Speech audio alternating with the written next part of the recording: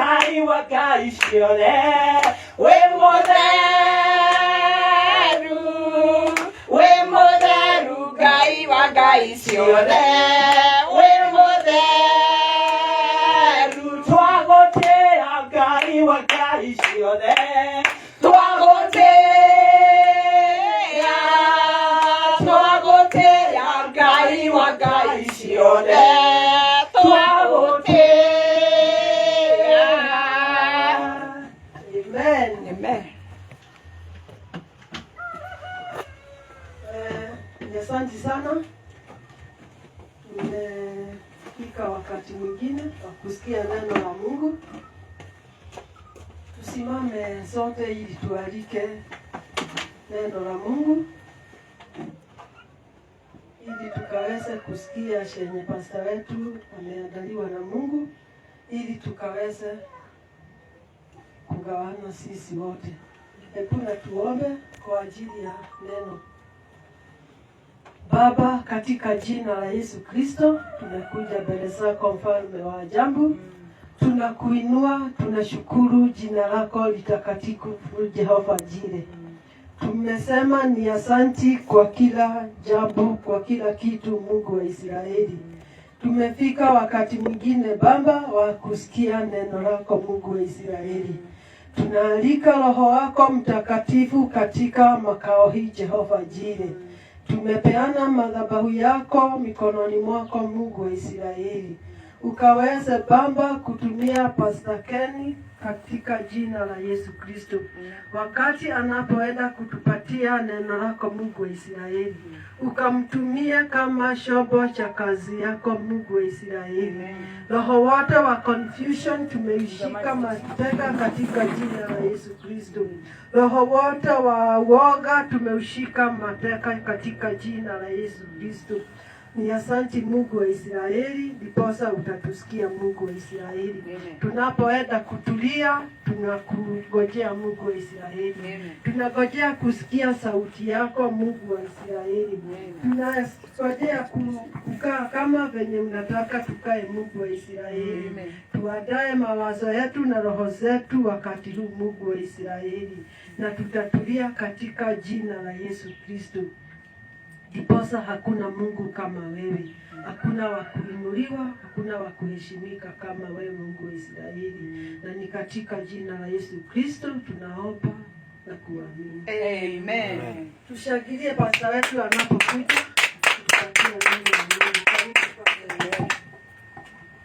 Amen. Tuamini tunapoombea sadaka katika jina la Yesu. Asante Bwana kwa asubuhi ya leo katika jina la Yesu. Tunasema ni asanti, tuko mbele zako. Sadaka hizi Mungu ninaziombea Jehova Bwana. Watu wako watakapokuwa Bwana Jehova Mungu katika maisha yao wanaishi Jehova Bwana. Ninaomba Mungu kawabariki katika jina la Yesu. Ninaomba Bwana sadaka hizi ukazibariki na ukazipokee katika jina la Yesu. Ninazitakasisha mikononi mwako katika jina la Yesu.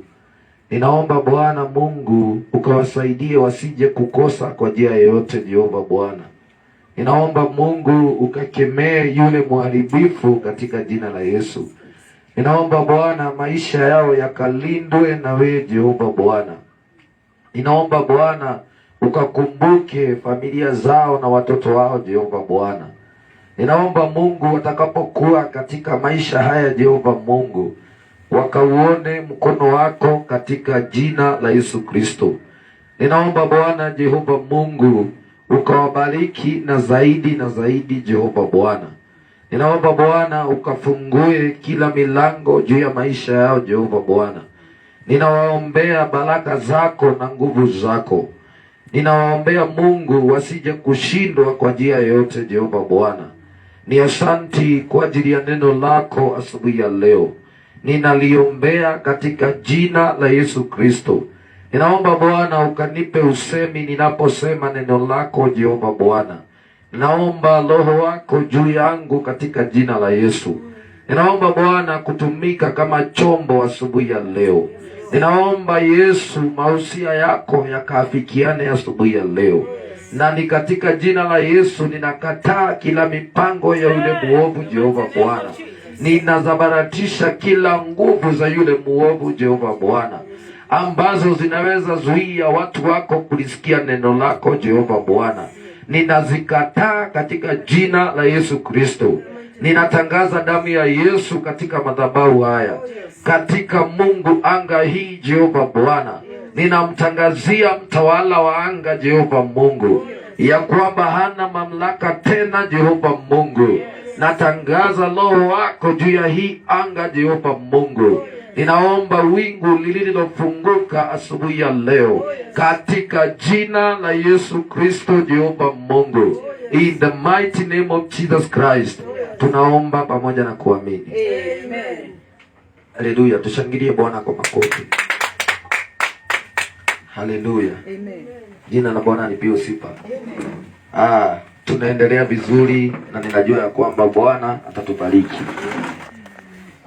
Karibuni nyote mnaotutazama, karibuni nyote ambao mko katika nyumba ya Bwana, na msikie mkiwa huru. Jina la Bwana lipewe sifa. Amen. Ninajua ya kwamba tutabarikiwa tunapoendelea katika jina la Yesu. Tutasoma andiko katika kitabu cha Isaia mlango wa 1 mstari wa 18, na aliye na ya Kiswahili ingeweza kunifungulia mahali pale, ingekuwa ni ya baraka. Kwa majina ninaitwa Pastor Ken, nimeokoka. Kristo ni mwokozi wa maisha yangu. Nina ushuhuda kwa kuwa Mungu amenilinda, amenihifadhi, amenisaidia. Tumekuwa na revival wiki ambayo imepita, wiki hii ambayo inaisha leo, na tumekuwa mahali pale panaitwa Mwea B, na nimekuwa hapo siku moja. Siku ya pili sikuweza kuenenda, nilienda Meru, tukaenda kuwa na kikao mahali pale na kesha mahali pale, na tunashukuru Bwana kwa kuwa amenisaidia nikasafiri na nikarudi nikiwa mzima, na watu kule ni wazima, na waliniambia niwaletee salamu zao katika jina la Yesu. Ukizipokea ni zenu. Amen. Ninaomba tuingie kwa neno katika jina la Yesu. Haleluya. Amen. Isaia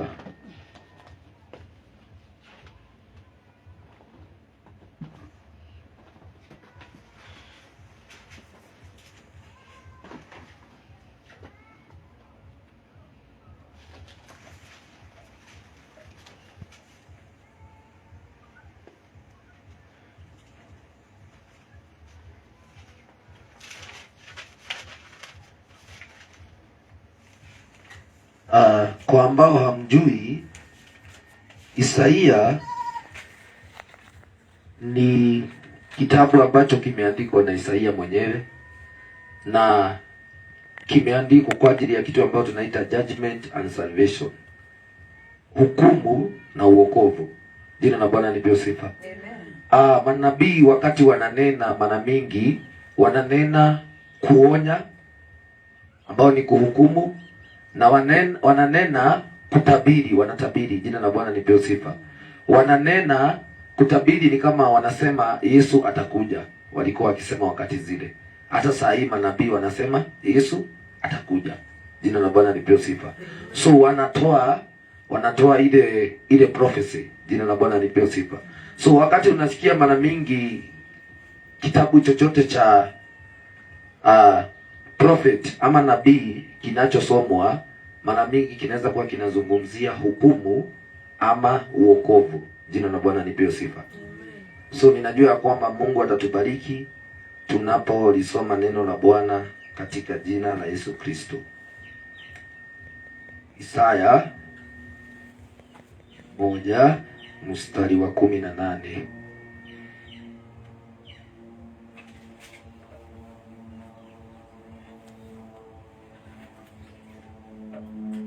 Haya, tutasoma neno la Bwana.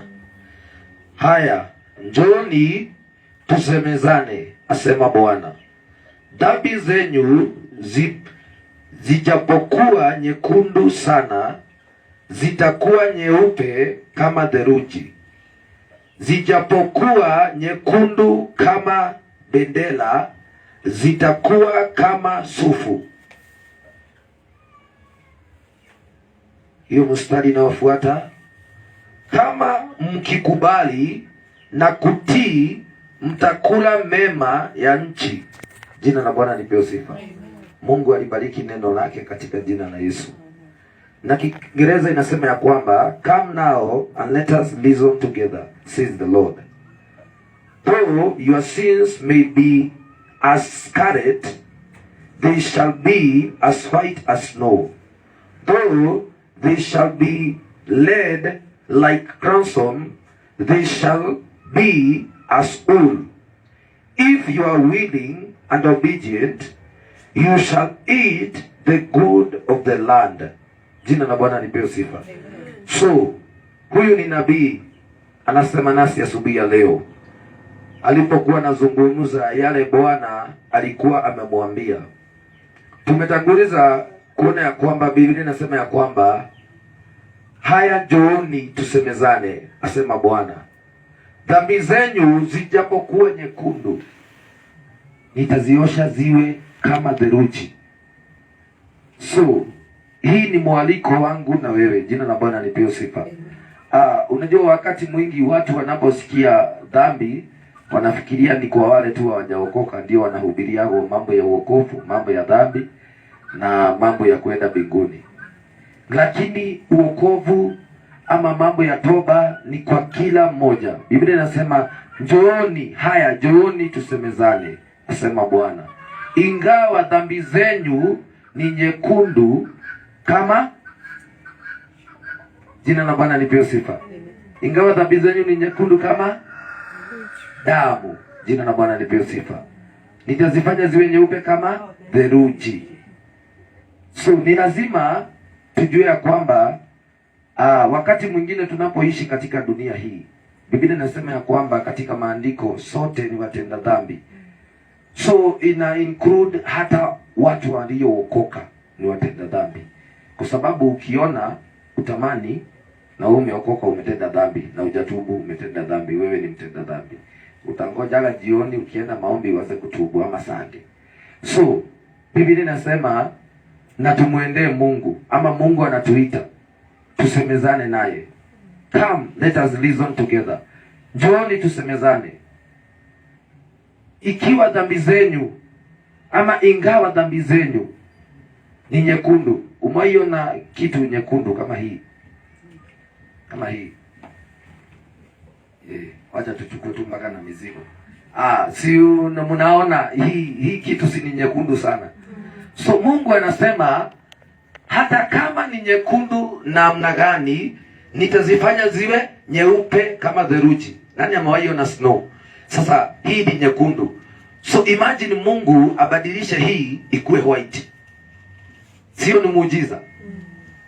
So wakati mwingine tunahitaji tu kuamini Mungu atende. Jina la Bwana lipewe sifa. So Mungu wetu si kama mwanadamu. Mwanadamu ukimwambia abadilishe hii kuwe white, atatumia miaka mingi sana. Labda atengeneze kitu kingine. Lakini Mungu anasema ya kwamba njooni tusemezane, asema Bwana. Jina la Bwana lipewe sifa. So ningetaka asubuhi ya leo tujue ya kwamba Mungu anatuita tusemezane naye. Jina la Bwana lipewe sifa. Mungu anatuita tukae pamoja naye. Jina la Bwana lipewe sifa.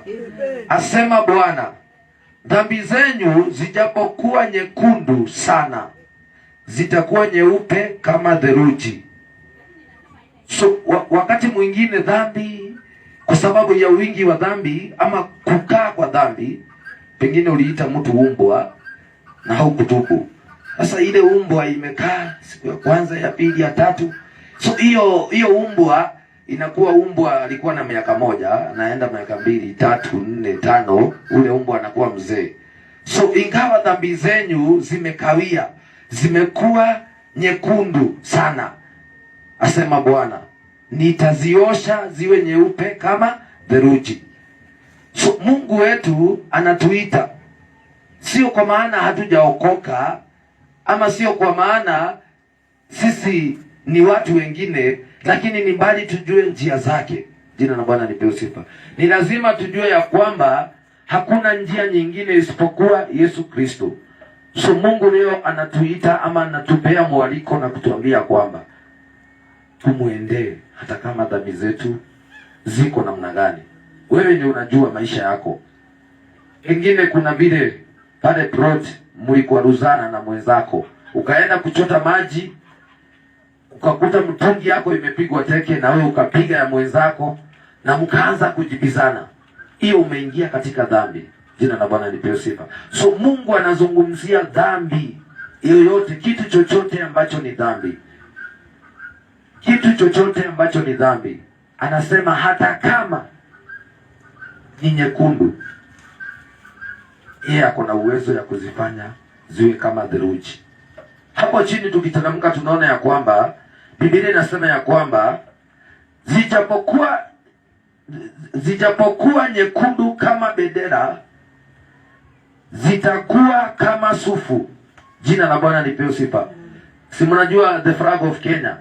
Hiyo ni red sana. So Mungu anasema na kizungu hiyo sufu, na kizungu hiyo sufu ni crimson. As wool. Ni wool. Mwaiona wool ile naitagwa nini? Hizi vitu zinaundaga nini viti, ukikalia unakuwa comfortable, zile mambo ya white mababa. Ila manyoya, maana ya mababa. Machio. Maguoya. Meta kwa maguoya. Leo Mungu anajaribu kusema hata kama zinakaa kama bendera, dhambi zenyu nitaziosha ziwe nyeupe kama sufu. Maguoya. Machio. Ito na Jehova leo ngoshu. Hallelujah. So mimi najaribu kuimagine vile Mungu anabadilisha situation. Najaribu kuimagine hiyo dhambi ikiwa red, ikiwe kama sufu. Hiyo jina ndio inaingia vizuri. So Mungu wetu ni wa ajabu. Kuna wakati mwingine pale zamani tulikuwa tukiokoka kwa mtindo. Nasikia nani anataka kuokoka? Songea mbele, tunakuja. Tunaokoka, tunapewa soda, mkate, tunakuwa wageni waheshimiwa. Na tunafurahia.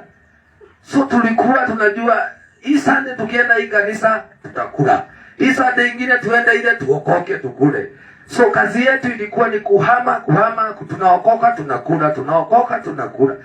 So sisi tulikuwa tunachezea uokovu. Tulikuwa tunaokoka tu kila siku. Hata tukienda crusade, nani anataka kuokoka, tunapimia anga tuone wale watu wanaweza toka kitu. Tukiona kuna kakitu tunaokoka. So hatukujua uokovu unaleta mabadiliko. Jina la Bwana lipewe sifa. Hatukujua uokovu ni kitu ambacho kinabadilisha. Hatukujua jinsi ya kuenenda, kwa sababu tulikuwa tukifunzwa, tunafunzwa inaingilia hapa, inatokea hapa. So wakati mwingine tunaweza potea kwa kukosa kujua neno la Bwana. Lakini Isaia nabii anasema ya kwamba Mungu wetu kwa maana ya rehema zake ana uwezo ya kubadilisha dhambi zetu. Ana uwezo ya kutuosha. Mayona wazungu, hao watu they are very white. Kuna wazungu ambao they are very white. So Mungu anaweza kuosha ukiwa mweusi. Unajua kuna wakati Mungu anachapaga na shida unakuwa mweusi. Ujai gongo na shida unachoma unajua baka unaparara. Hauna hata mafuta ya kupaka. Maji ni shida. So unabadilika kala. Unakuwa mweusi times 2. So Mungu anasema ana uwezo ya kubadilisha hiyo hali. Unakuwa mweupe kama mdogo. Unakuwa kama mdogo. So Mungu wetu ni Mungu ambaye ni wa ajabu na habagui. Anatuita sote njooni. Hakusema basta njoo, we mwenye dhambi njoo. Alisema njooni tusemezane. Watu wote walikuwa pale. Isaia njooni, Mungu anasema. So Mungu anatuita sote. Iwe wewe ni nani, kuja. Jina la Bwana lipewe sifa. Tusemezane. So hapo chini wacha tuone Biblia inatuambia namna gani. Hapo chini Biblia inasema ya kwamba kama mkikubali na kutii mtakula mema ya nchi. Sasa watu wengi hawafaulu katika maisha yao kwa sababu kitu cha kwanza hawajui kutii.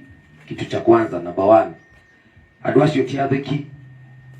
Wale watu wamejao na uhiga. Meno uhiga mwingi muno. Adwasio tiatheki. Wale watu ni watu very clean. So wakisikia Mungu anasema nao wanafuata